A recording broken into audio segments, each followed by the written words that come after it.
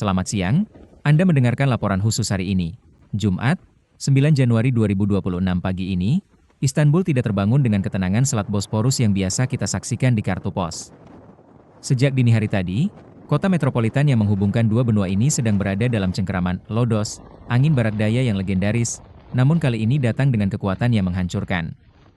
Warna langit Istanbul telah berubah menjadi abu-abu kecoklatan yang pekat, membawa debu dari Afrika melintasi Mediterania, sementara riak air di Laut Marmara telah berubah menjadi gelombang raksasa yang menghantam dinding pelataran di Beşiktaş dan Üsküdar. Peringatan, kode oranye, yang dikeluarkan oleh Direktorat Jenderal Meteorologi Turki, MGM, bukan sekadar formalitas.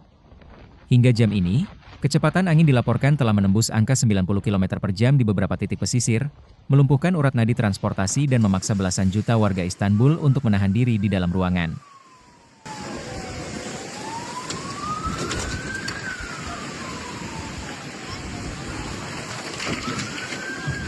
Sebelum kita masuk ke rincian kerusakan dan gangguan jadwal transportasi, penting bagi kita untuk memahami mengapa lodos begitu ditakuti di kawasan Marmara.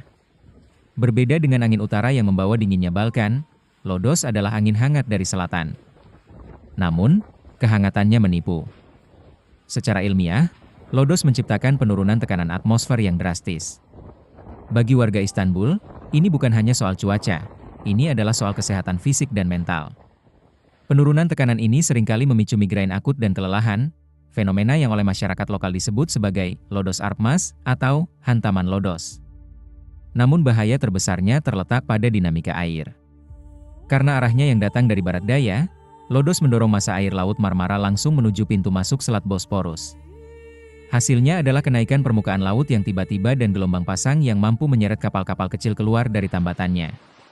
Apa yang kita saksikan dalam 24 jam terakhir adalah manifestasi nyata dari kekuatan alam ini.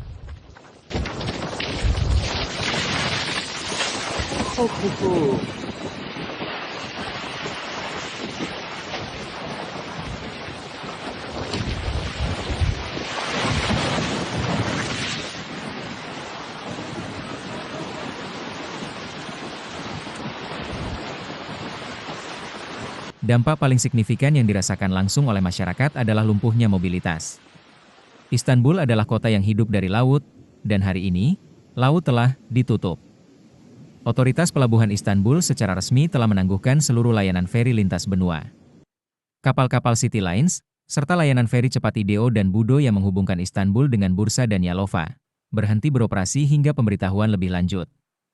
Selat Bosporus, salah satu jalur maritim tersibuk di dunia, kini tampak kosong dari kapal tanker dan kargo. Otoritas telah menutup jalur ini untuk lalu lintas dua arah karena jarak pandang yang terbatas dan risiko navigasi akibat arus yang sangat kuat. Tidak hanya di laut, jalur udara pun mengalami guncangan hebat. Di Bandara Istanbul, East, yang berada di sisi Eropa dan Bandara Sabiha Gökçen, Shallallahu Alaihi Wasallam, di sisi Asia, pembatalan penerbangan terus bertambah. Hingga laporan ini disusun, tercatat lebih dari 90 jadwal penerbangan domestik dan internasional telah dibatalkan. Pesawat-pesawat yang mencoba mendarat harus berjuang melawan wind shear, perubahan kecepatan angin yang mendadak, yang memaksa banyak pilot melakukan go-round atau mengalihkan pendaratan ke kota-kota tetangga seperti Ankara dan Izmir.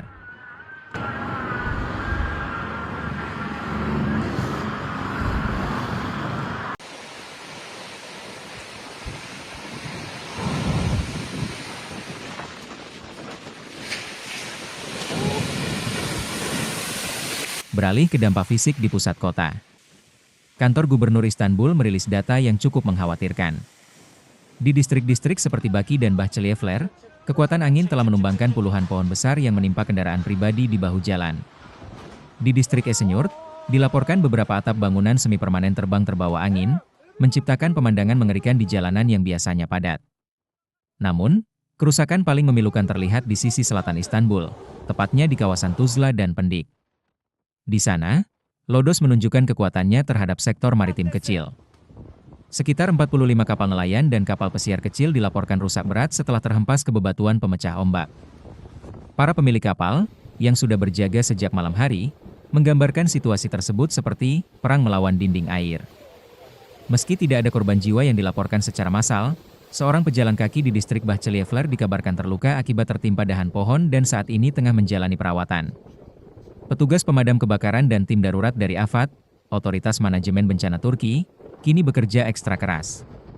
Mereka bergerak dari satu titik ke titik lain untuk memotong pohon yang tumbang dan mengamankan papan reklame yang terlepas, demi mencegah jatuhnya korban lebih lanjut.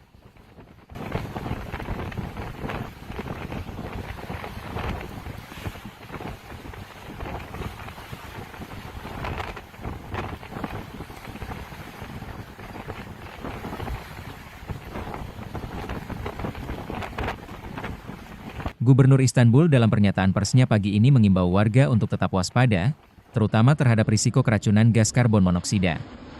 Ini adalah peringatan yang terdengar aneh bagi orang asing, namun sangat vital bagi warga lokal. Lodos seringkali menyebabkan aliran balik udara di cerobong asap, backdraft, yang dapat mengakibatkan gas beracun dari pemanas ruangan kembali masuk ke dalam rumah. Otoritas meminta warga yang menggunakan tungku batu bara atau gas alam untuk tidak menyalakan pemanas selama badai memuncak. Selain itu, larangan penggunaan sepeda motor dan skuter listrik di jalan raya utama masih berlaku. Kendaraan roda 2 sangat rentan terhempas oleh hembusan angin samping, crosswind, saat melintasi jembatan-jembatan Bosporus. Polisi lalu lintas juga dikerahkan di titik-titik rawan untuk mengatur aliran kendaraan yang melambat akibat puing-puing di jalan. Pemerintah Kota Metropolitan Istanbul, IBB, telah menyiagakan ribuan personel dan ratusan kendaraan berat. Fokus utama mereka saat ini adalah memastikan saluran pembuangan air tidak tersumbat oleh sampah yang terbawa angin. Mengingat badai Lodos biasanya diikuti oleh hujan deras yang berpotensi menyebabkan banjir bandang di kawasan rendah seperti Karakau dan Aksaray.